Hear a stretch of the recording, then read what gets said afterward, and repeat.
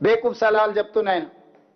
ఆ రోజు తెలంగాణ ఏర్పడ్డ ఎంబడే తెలంగాణ రాష్ట్ర ప్రభుత్వం ఏర్పాటు చేసిన కమిటీలో ఆయన సభ్యుడు. ఆ మునగాడు గంత వహించిన మొగగాడు 21/1/2017 నాడు రిటైర్డ్ సీనియర్ ఇంజనీర్ల కమిటీతో జీవో నెంబర్ 28 ఇచ్చారు. అందులో retired CE Anantharamulu, retired CE Venkataramanarao గారు, రిటైర్డ్ సిఈ చంద్రమౌళి గారు, రిటైర్డ్ సిఈ దామోదర్ రెడ్డి గారు, రిటైర్డ్ ఈ శ్యామ్ ప్రసాద్ రెడ్డితో కమిటీ ఏర్పాటు చేశారు. ఆ కమిటీ ఏం రిపోర్ట్ ఇచ్చింది? మేడిగడ్డ వద్ద బ్యారేజీ నిర్మాణం మంచిది కాదు, ఆర్థికంగా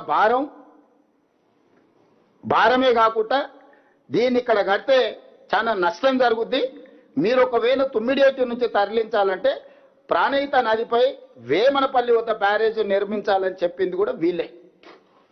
మీరే స్వయంగా ఇక్కడ కట్టుడు తప్పు, కాస్ట్ పెరుగుద్ది అన్ని సలహాలు ఇచ్చి ఆ శ్యామ్ ప్రసాద్ రెడ్డి గారు నిన్న మన బయటకు వచ్చి సన్నాయి నొక్కులు నొక్కుతుండు.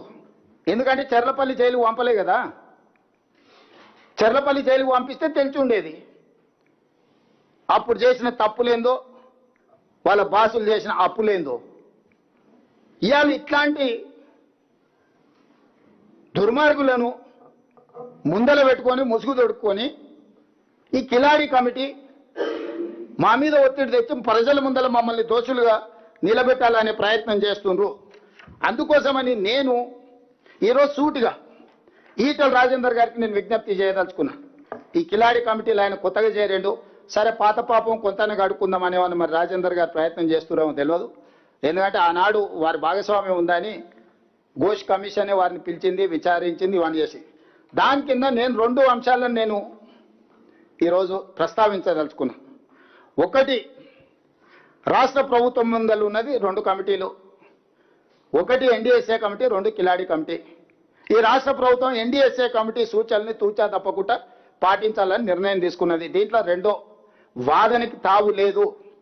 విస్పష్టంగా మేడిగడ్డ, అన్నారం, సుందిల్ల బ్యారేజీల విషయంలో, పునరుద్ధరణ విషయంలో రాష్ట్ర ప్రభుత్వం ఎన్డీఎస్ఏ సూచనల మేరకు నిపుణుల కమిటీ ఆదేశాల మేరకే పనిచేస్తుంది తప్ప కిలాడి కమిటీల ఒత్తిడికి లొంగే సమస్యనే లేదు.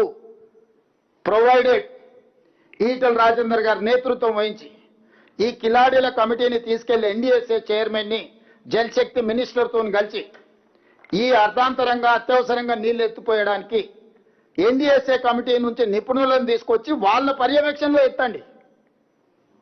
మాకప్పచెప్పు అంటారు కదా, దొంగోనికి చెప్పే లాభం అన్నారు. కొంతమంది గుడి ముందర చెప్పులు కూడా ఎత్తుకపోతారు.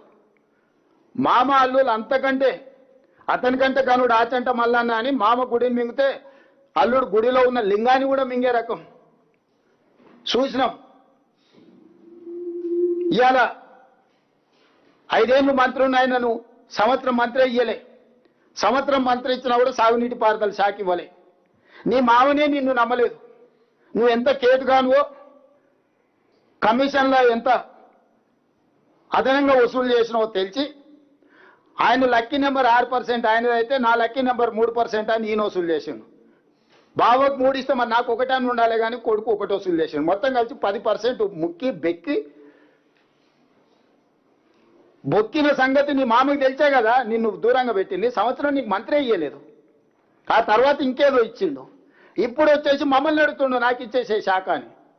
ఎందుకంటే పాత కమిషన్లు కొన్ని రావాల్సినవి ఉన్నాయి, కాంట్రాక్టర్లు ఇవ్వలేదు. 3 నెలలు ఇస్తే అవన్నీ రాబట్టుకోవచ్చు, వాళ్ళని బ్లాక్మెయిల్ చేయొచ్చు. నిష్ణాతుడు బ్లాక్మెయిల్ 1,00,000 కూడా వదులుతలేడు. ఇక నేను చెప్పొద్దు, కొంతమందికి ఫోన్లు చేసి ఏమడుగుతుండో. క్రషర్ వాళ్ళని కూడా వదులుతలేడు. లాస్ట్కి అరటి పండ్ల వాళ్ళని కూడా వసూలు చేసినట్టున్నాడు. అసోసియేషన్ పెట్టుకొని నాకేమన్నా తెచ్చారు తెలంగాణ అరటి పండ్లు కూడా అమ్ముకుంటారని. ఆంధ్ర విద్యా సంస్థల్ని బ్లాక్మెయిల్ చేసి పాలు కొనిపిస్తున్నాడు. నేను ఆంధ్ర వాళ్ళకి నీళ్ళు వదులుతున్నాను, సిగ్గు లేదు. ఆంధ్ర వాళ్ళ కాళ్ళ దగ్గర పాలు మోసి బతుకుతున్నావు. ఇంతకంటే నీచమైన జీవితం ఏమన్నా ఉంటుందా హరీష్ రావు? నారాయణ చైతన్య కాలేజీలు తెలంగాణ ప్రజల రక్తం పీలుస్తుందని మీరు తెలంగాణ ఉద్యమం సందర్భంలో చెప్పిన నువ్వు ఈరోజు అదే నారాయణ చైతన్య పాలు మోసి బతుకుతున్నావు. ఇంతకంటే నీచమైన బతుకు, మోచేతి నీళ్లు దాగి బతికే నా ఒక బతుక నీది.